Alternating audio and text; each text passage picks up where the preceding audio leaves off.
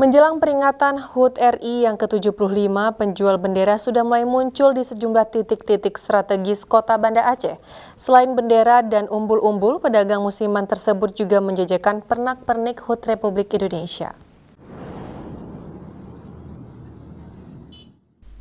Di sepanjang Jalan Teguh Umar Banda Aceh, sejumlah pedagang bendera mulai menjajakan dagangannya di perempatan jalan. Pedagang musiman yang umumnya datang dari Pulau Jawa tersebut berharap dengan momentum peringatan HUT RI, dagangannya laris manis di bumi Serambi Mekah. Harga bendera dijual tergantung ukurannya, yakni untuk yang paling besar dibanderol dengan harga Rp60.000 per lembar.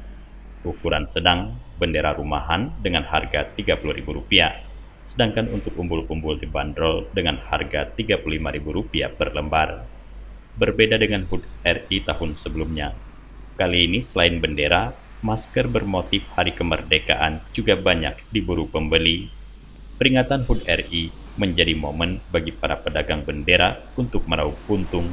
Dalam sehari mereka mengaku bisa mendapatkan ratusan ribu rupiah. Dari Banda Aceh, Tim Liputan Aceh TV melaporkan.